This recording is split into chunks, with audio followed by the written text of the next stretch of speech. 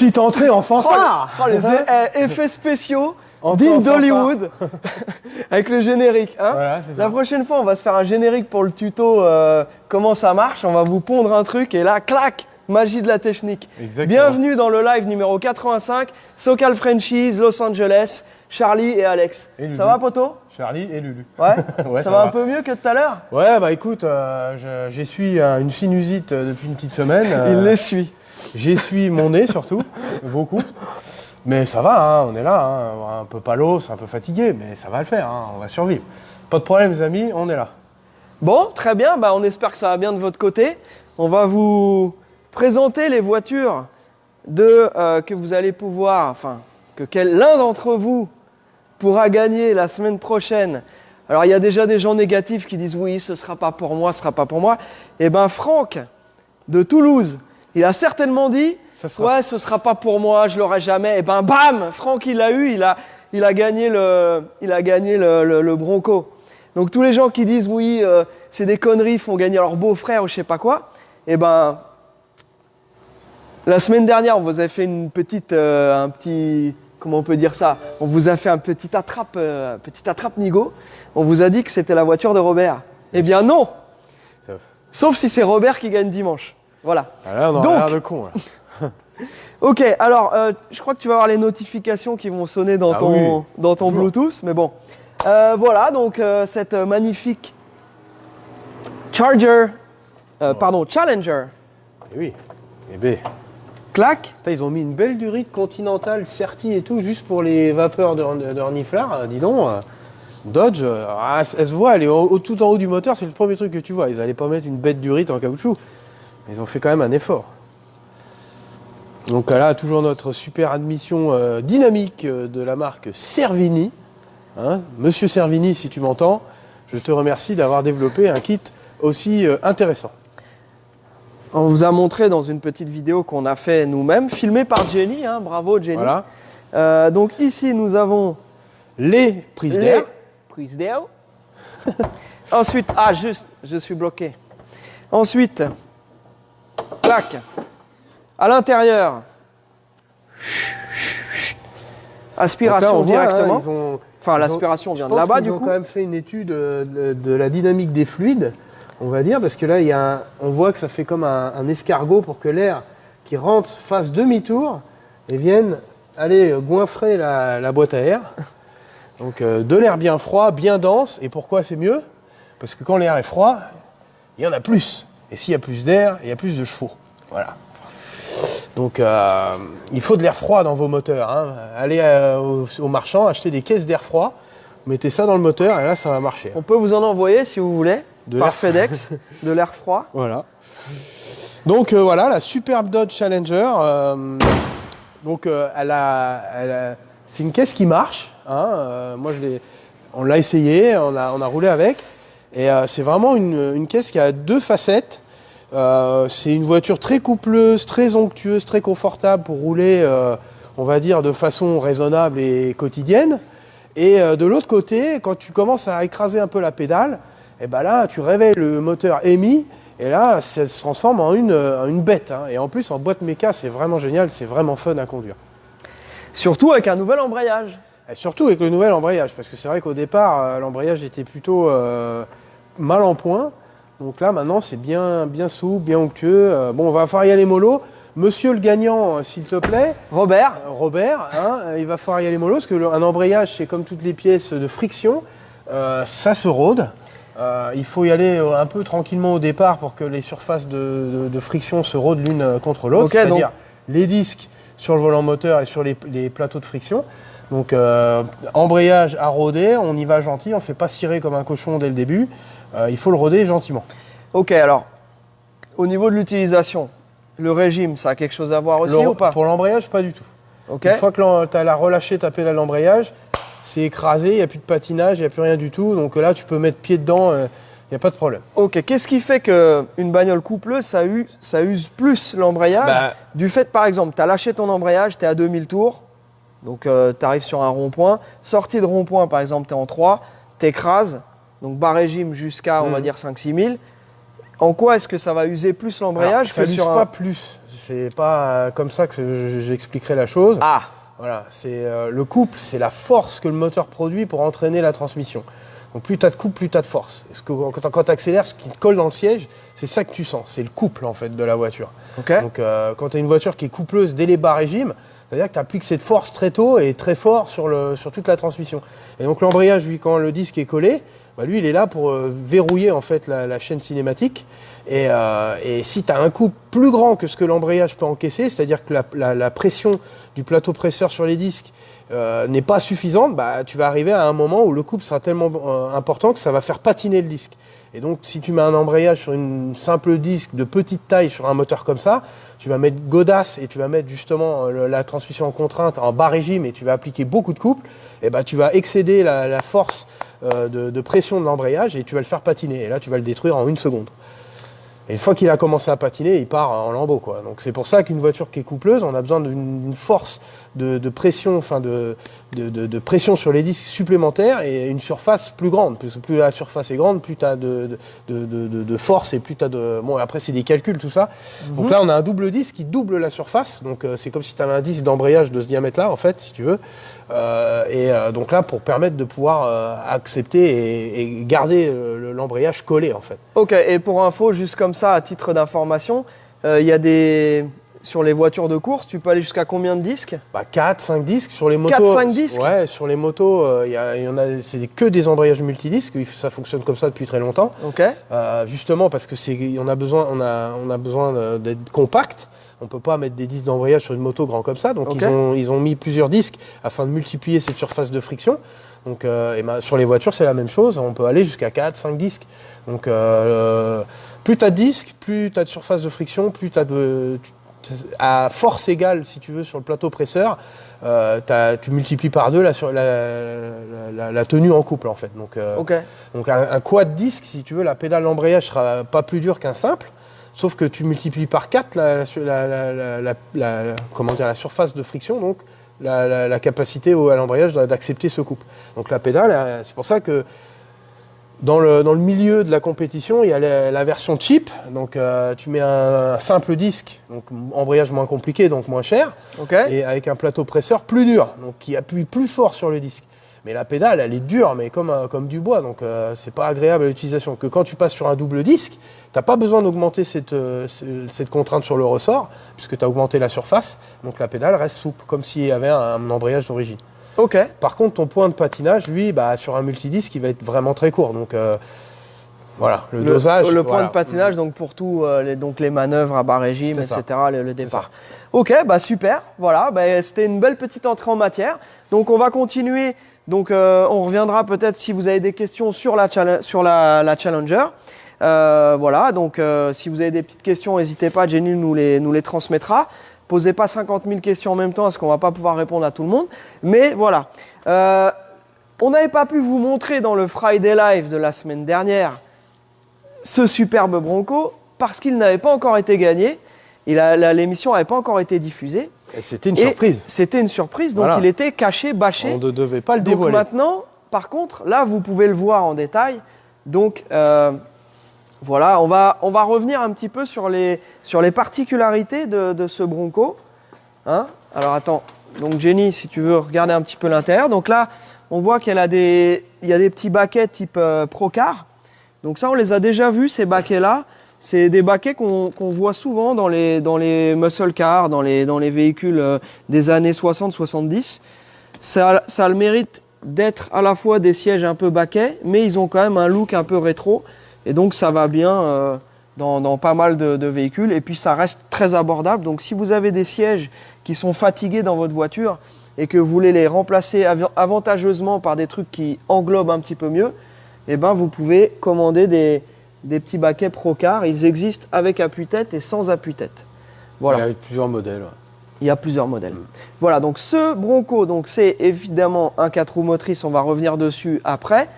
On a une boîte mécanique 3 vitesses au volant. Ok, et un moteur 302. Donc c'est un Bronco de 71. Donc c'est un moteur 302, le petit V8 small block bien connu qui a commencé sa vie à l'état de 2,89 et qui ensuite a évolué pour passer donc de 4,7 litres à 5 litres.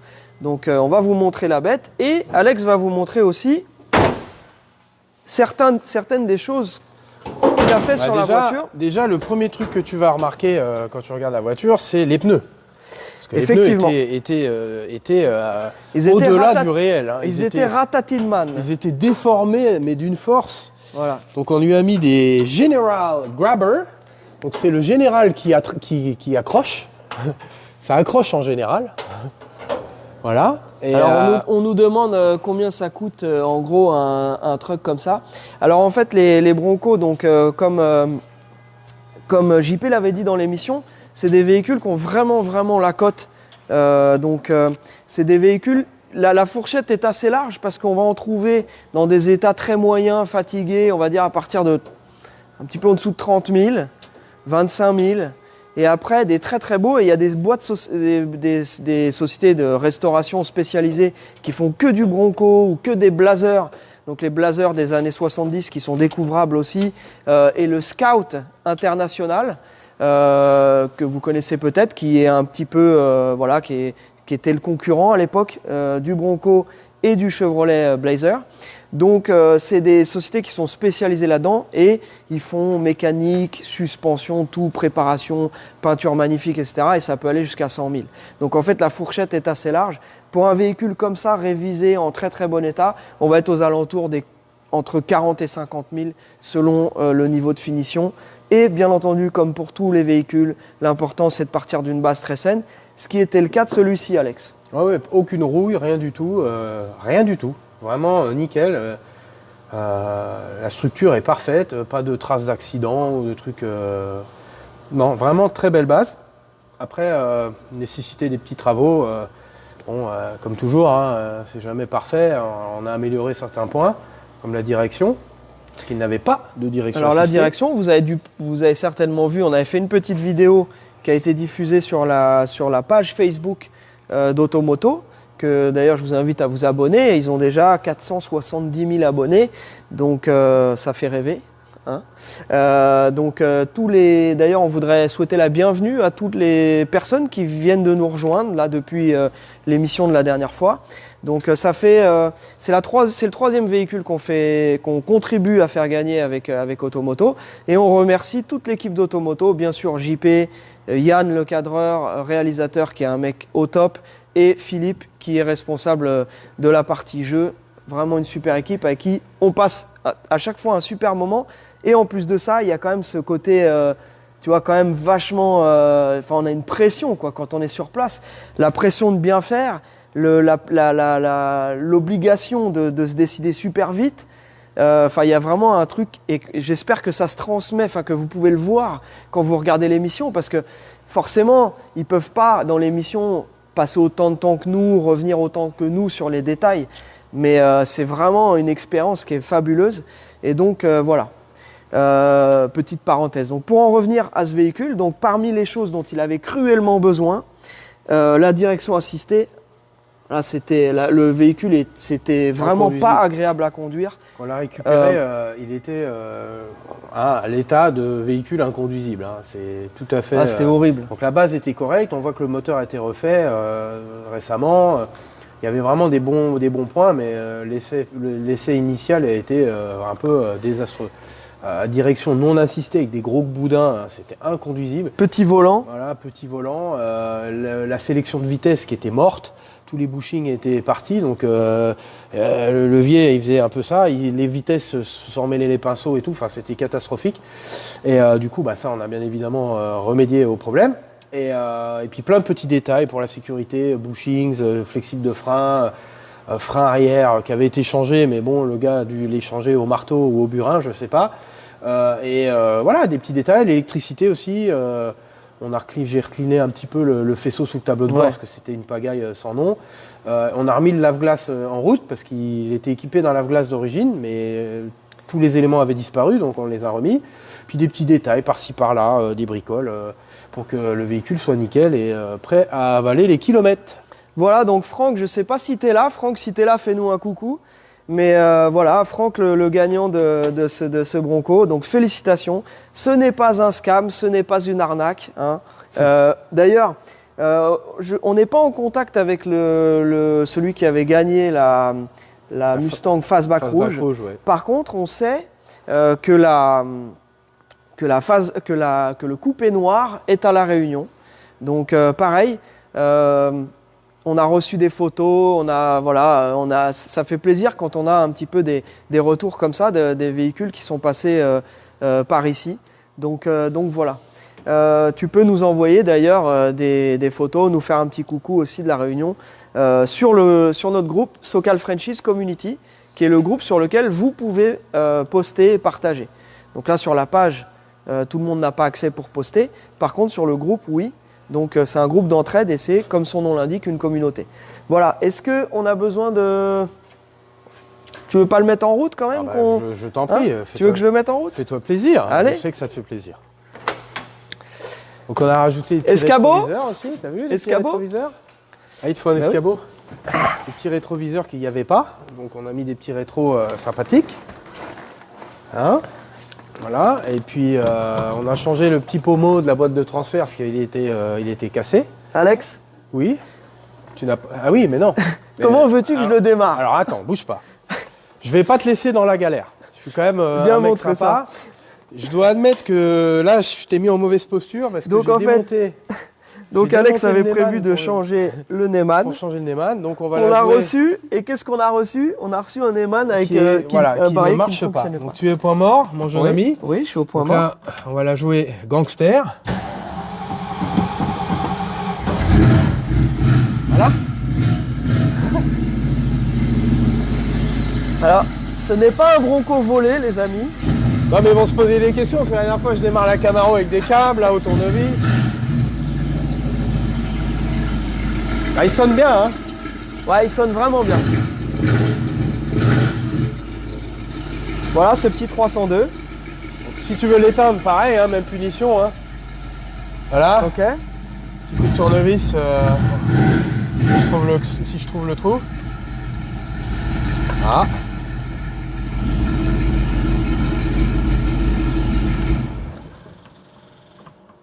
Voilà. Impeccable. Donc voilà, donc par contre, au niveau instrumentation, c'est relativement rudimentaire. On a un gros compteur ici, en miles, hein, bien sûr, gradué à 100 miles, ce qui fait 160 km/h. Ouais, mais là, je te garantis qu'au-delà de 60, je te déconseille. Au-delà de 60, là, faut... 60 miles. Ouais, bah oui, c'est un 4x4, il est haut, il a des grosses roues, donc ce n'est pas fait pour aller très vite en pointe, les gars, attention. Puis ça tire très court en plus. Ouais. Donc c'est vraiment un truc pour se crapahuter. Alors vers Toulouse, nous et notre ami Franck, j'espère qu'il a des beaux chemins, etc. Parce que c'est vraiment fait pour ça. C'est fait pour aller un peu au-delà des sentiers battus. Ouais. Tiens, sinon on avait remarqué aussi qu'il y avait un renfort ici par rapport à l'origine.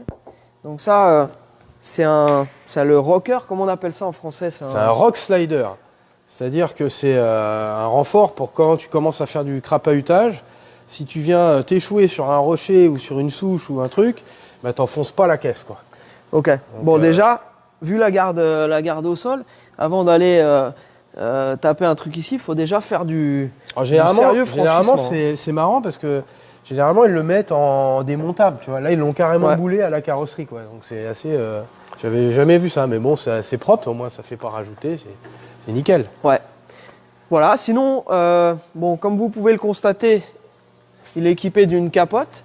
Donc, on l'avait décapoté pour vous le montrer dans l'émission avec le petit roulage qu'on avait fait, filmé par Karim de Cash Out Production et qui avait été diffusé donc, par TF1. Comme on avait dit, malheureusement, l'équipe de TF1 avait dû repartir juste après Mecum en catastrophe parce que c'était le début du confinement et que les avions, ça devenait très compliqué. Donc ils ont dû rentrer en catastrophe. Donc c'est nous qui avons fait avec Laurent de Bretagne, Laurent Huet et Karim. On avait été faire les images pour ce véhicule et on l'avait décapoté pour que ce soit cool aussi à rider. Et vraiment, c'est un vrai plaisir. Donc Voilà, un véhicule. Donc on a reçu pas mal de demandes. Alors je voulais m'excuser aussi, on a eu énormément de demandes ces derniers temps. Donc je suis un petit peu en retard sur mes réponses de messages.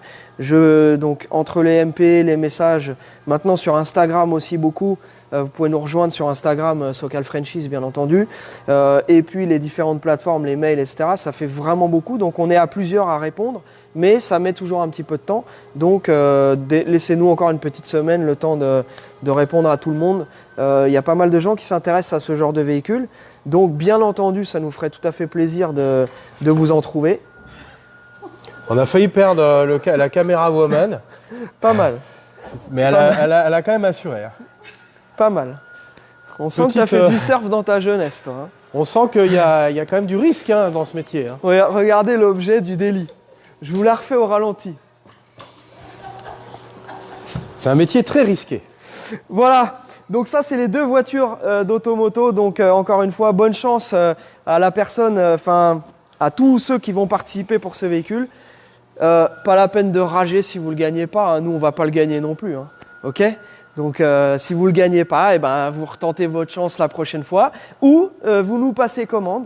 Ce sera un petit peu plus cher que 2 SMS, mais... vous serez sûr de l'avoir. Ça, c'est sûr. C'est sûr de gagner. Donc, on en profite pour remercier notre ami Nicolas et on vous donne des nouvelles de Nicolas qui commence à aller mieux.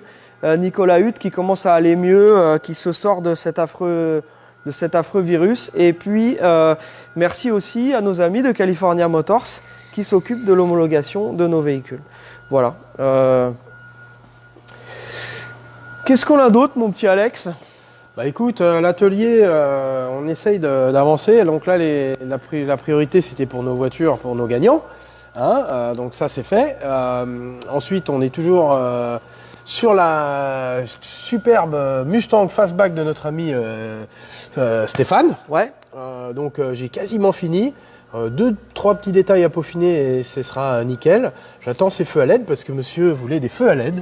Ah, hein, donc il voulait avec les séquenceurs, ouais, voilà, exactement, comme sur les Shelby. Donc on va lui installer ça, je les attends et 2-3 petites finitions. L'intérieur est fini, donc il me reste juste le volant à centrer, c'est pour ça qu'il n'y a pas encore son bouton. Le magnifique volant Shelby. Hein. Voilà, franchement, Shelby, la finition, elle est incroyable. Il est magnifique. C'est un Combien des plus ça beaux vaut déjà volants. un volant comme ça, dans les 500 balles? Oui, non $500, un truc comme ouais. ça. Ouais, voilà, parce que donc très le beau, volant, ouais, mais vraiment, c'est le bouton. ouais. Alors, on va montrer, je vais montrer le bouton. Allez, parce montre que le bouton. Le volant est magnifique, tout en aluminium brossé. Donc pour la 68, il faut ajouter la petite bague d'adaptation ici. Donc ça, c'est en option. Il faut acheter en plus.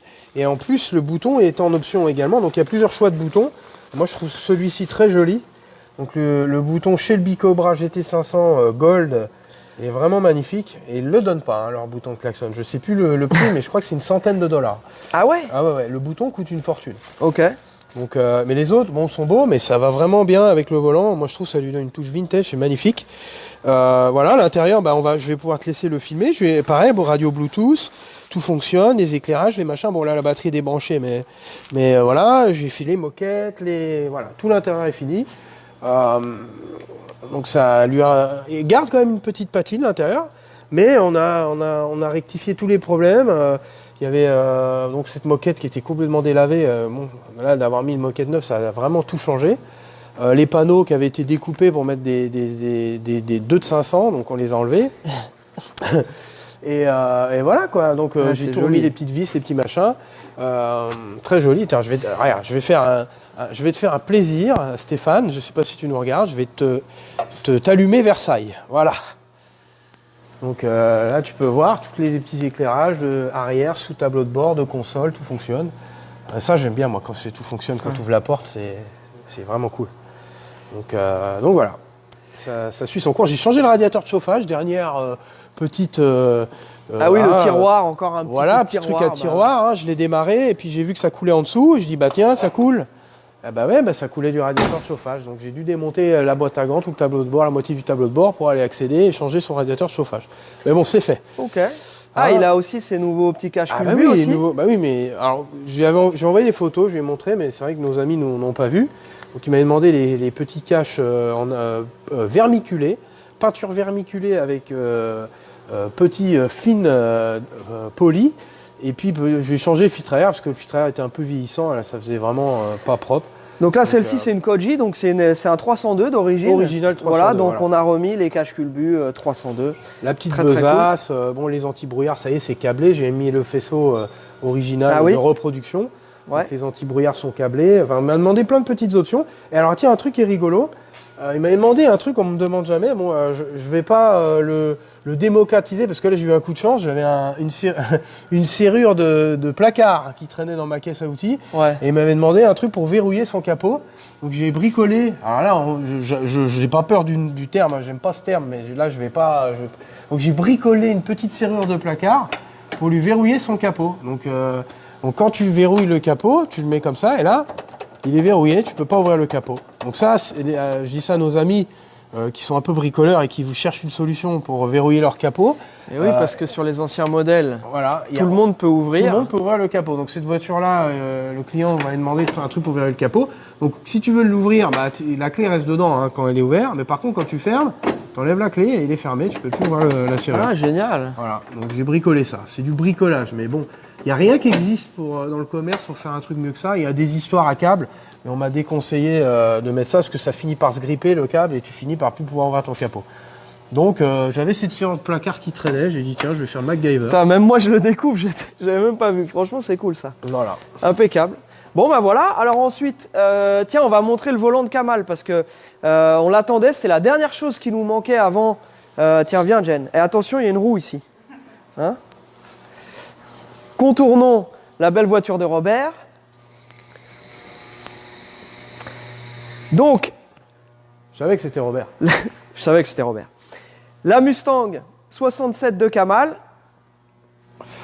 Donc on vous l'avait montré la semaine dernière. La dernière chose qu'on attendait, c'était son petit volant bois. Et donc, il est arrivé. Kamal, lorsque tu regarderas ce live, tu verras que ton petit volant en bois est là. Voilà. Impeccable. Donc j'ai pris un volant en bois. Il y a deux tailles. J'ai pris la plus petite taille. Moi, je trouve que c'est plus agréable à conduire avec une taille un peu plus petite.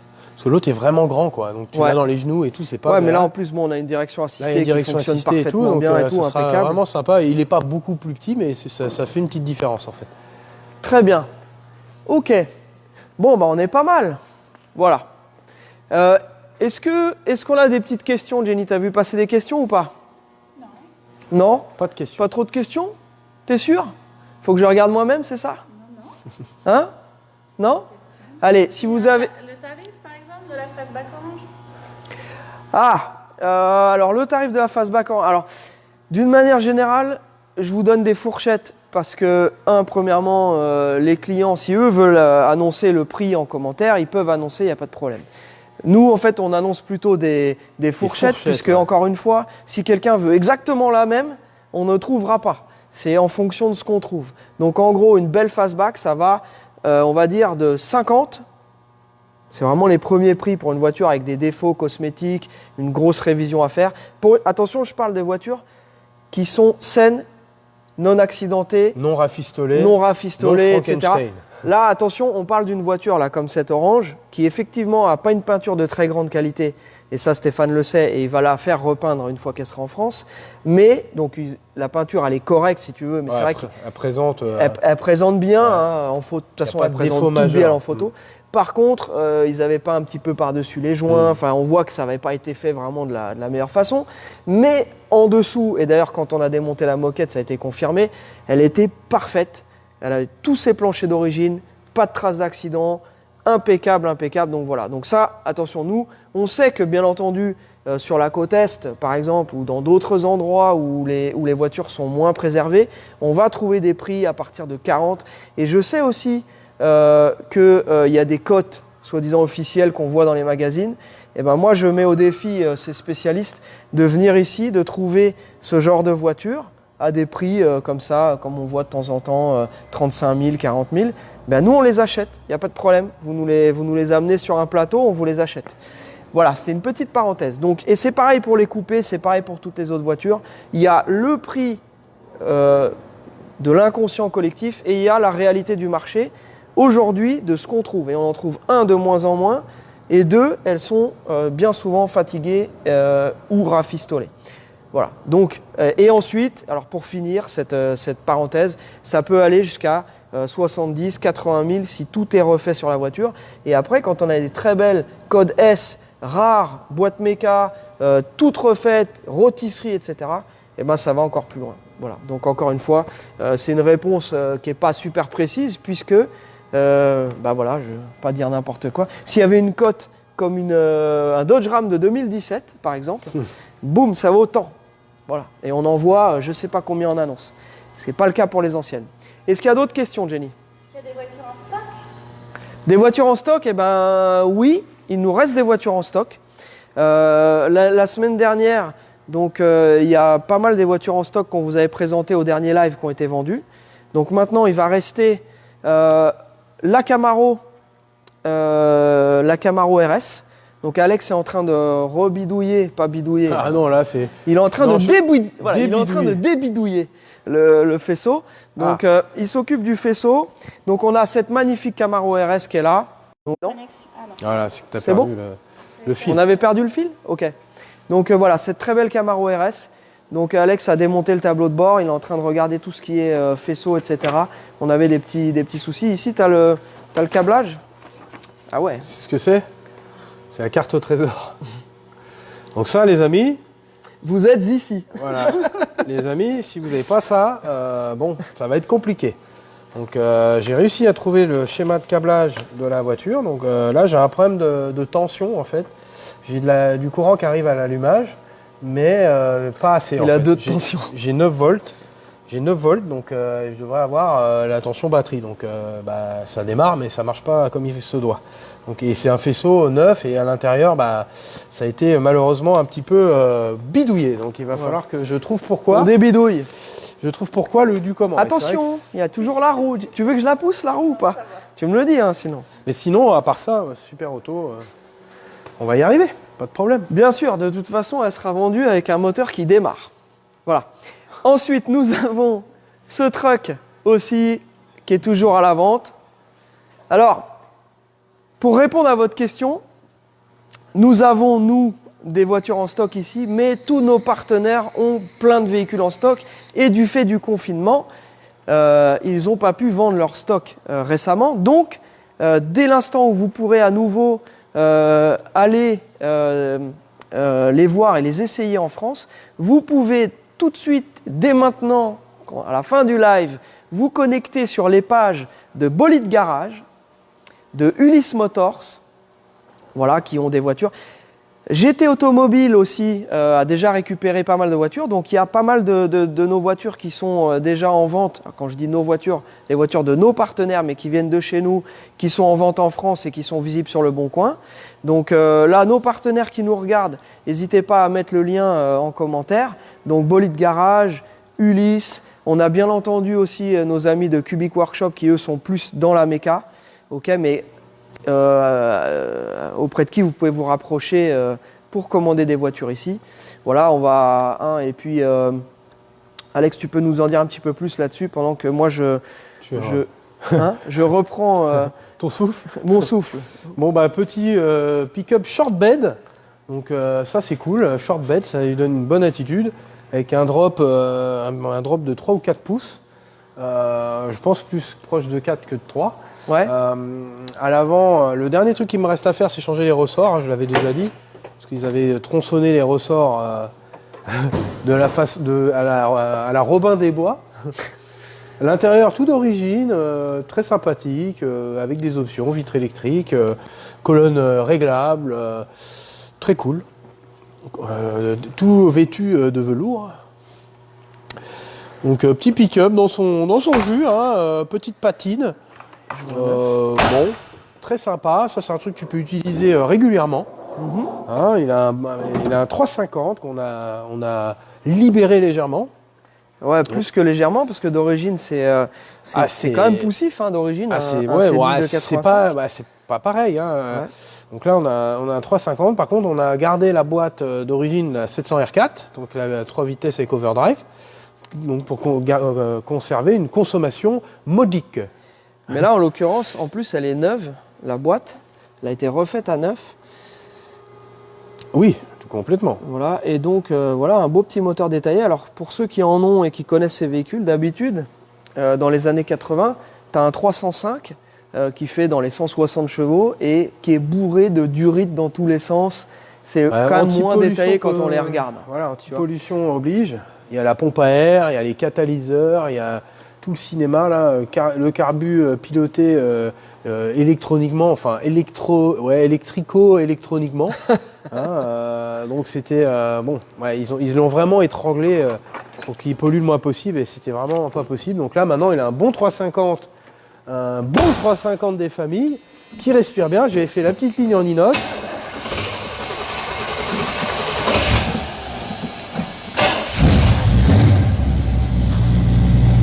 Donc un carburateur neuf, entièrement révisé.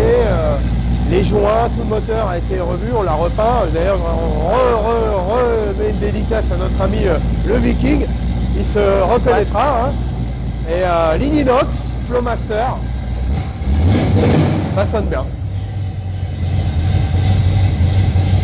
Donc parmi les gens aussi qui ont des voitures à nous en stock, il y a aussi Cars Discovery en Normandie. Voilà, donc notez bien tous ces noms-là parce que nous, on a un stock en fait qui part très vite et eux, ils ont des voitures qui sont dispo en France que vous pouvez voir, essayer, voir sur le pont, etc. Et on a mis tout ça en place pour que on puisse aussi répondre à la demande des gens qui n'osent pas acheter à distance. Ce qu'on peut tout à fait comprendre. Il y a des gens qui ont besoin d'essayer, de voir les véhicules, etc. De les toucher, de les sentir. Et donc, c'est pour ça que nous avons un réseau national. Nous avons aussi notre partenaire en Suisse, SwissPix. Voilà, Julien, qui est très très fort, qui fait un super boulot. Il est en train de monter un garage absolument magnifique aussi en Suisse. On a Dominique à La Réunion aussi. Donc, grosse dédicace à nos amis de La Réunion, qui sont des passionnés de voitures. Ah, c'est des mordus, ils sont à fond dans les caisses de rallye, etc., les Subaru, et ça y va très fort. Et un intérêt aussi, il y a une très grosse concession Harley là-bas. Ils ont beaucoup de Harley et puis de plus en plus de voitures américaines. Donc voilà.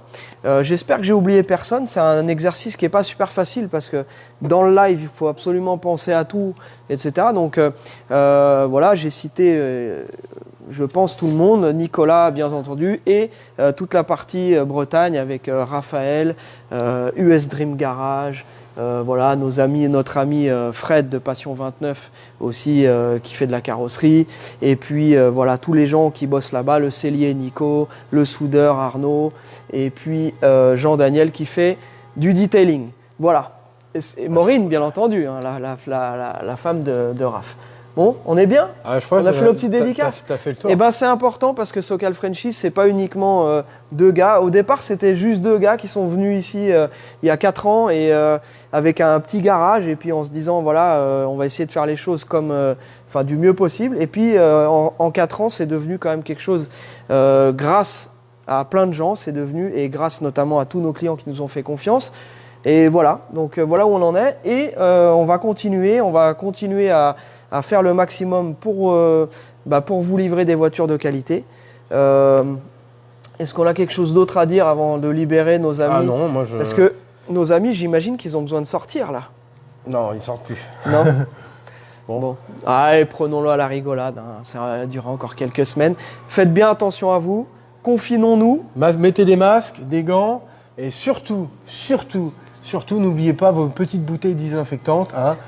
J'ai mon sponsor, Clean Beans, hein.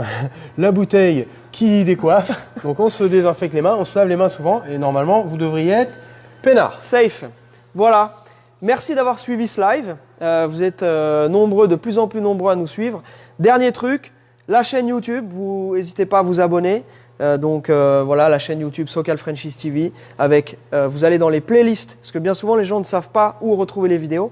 Donc dans la playlist de la chaîne YouTube, vous avez les épisodes, les lives et après toutes les vidéos et vous pouvez même retrouver les vidéos du tout début avec le téléphone, pas les micros, etc. Et vous verrez comment on a commencé. C'est assez rigolo, on a tout laissé. Voilà, ok? Ça marche. Voilà. Bon, bah écoutez, bonne fin de journée. Excellent week-end à vous. Bye, guys. Et bonne chance pour dimanche. Elle est là. Merci à tous.